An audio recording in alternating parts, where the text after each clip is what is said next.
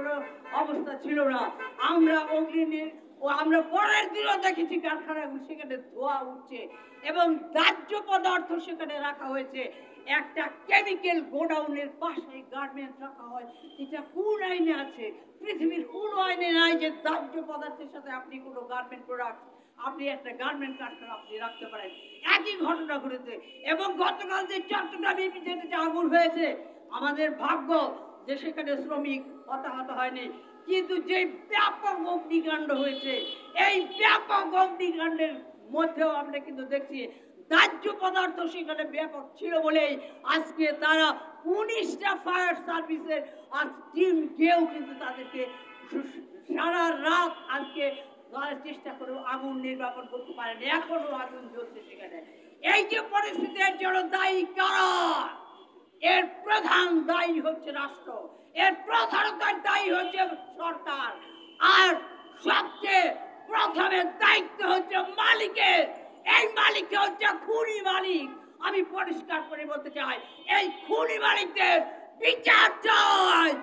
আজকে শ্রমিক হত্যাকারী এই খুনি মালিকদের বিচার হচ্ছে না বলে একের পর এক আজকে খুন হচ্ছে আমাদের শ্রমিকরা, বিভিন্ন ভাবে খুন হচ্ছে। যেই পদ্ধতিগুলির কথা আগে আমরা বলেছি, আজকে যেই 16 জন আমাদের ভাই বোন জীবন দিয়েছে, আমরা জানি না, মালিক পক্ষ জানে না, সরকার জানে না। আজকে চিকিৎসা বিজ্ঞান পর্যন্ত এখনো আবিষ্কার করতে পারছে না যে কে ছেলে আর কে মেয়ে।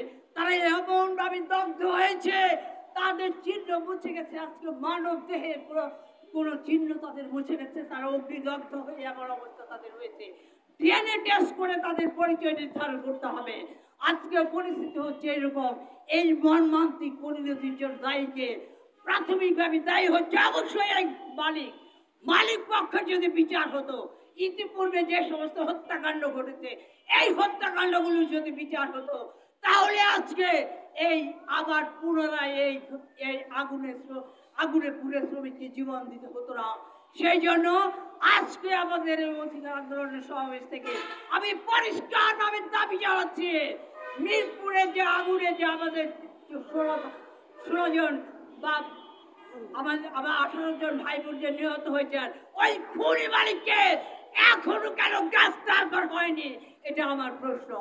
তাদেরকে অবিলম্বে গ্রেফতার করা হোক এবং তাদেরকে বিচার করা হোক। আজকে আমরা তদন্ত কমিটির কথা বলি, তদন্ত কমিটি বলতে বলতে আমাদের মুখে ফেনা উঠে গেছে।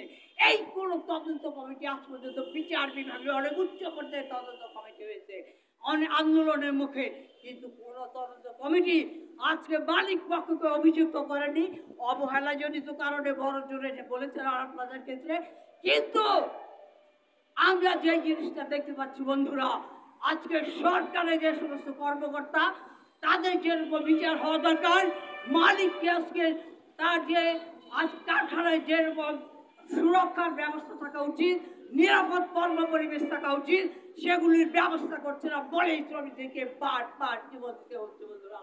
আর কত শ্রমিকের জীবন দিতে হবে? আর কত শ্রমিকের জীবন গেলে এই আমাদের কারখানাগুলো নিরাপদ হবে?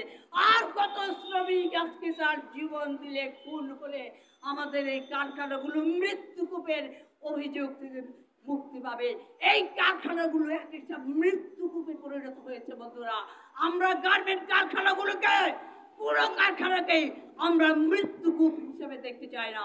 আমরা দেখতে চাই আইন অনুযায়ী, আইন মেনে ওই কারখানাগুলোতে আজকে একটা নিরাপদ কর্ম পরিবেশ তৈরি হবে এবং নিরাপদ কর্ম পরিবেশে আমাদের শ্রমিক ভাই বোনরা সেখানে কাজ করবেন এবং তারা কাজ করবেন এবং এই কাজের এর মধ্য দিয়ে দেশ চলবে, আমাদের শ্রমিক পরিবারগুলো চলবে।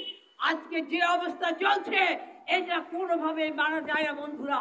আমরা পরিষ্কারভাবে দাবি জানাচ্ছি, বক্তব্য দীর্ঘায়িত না করে আমি দাবি জানাচ্ছি, যারা নিহত হয়েছেন তাদের ডিএনএ অবিলম্বে তাদের ডিএনএ টেস্ট করে তাদের যে পাওনা, কমপক্ষে মৃত যারা নিহত হয়েছেন, নিহত শ্রমিক পরিবারের জন্য 50 লক্ষ টাকা ক্ষতিপূরণ দিতে হবে। আর যারা আহত হয়েছেন তাদের সুচিকিৎসার ব্যবস্থা করতে হবে এবং তাদের পুনর্বাসনের ব্যবস্থা করতে হবে।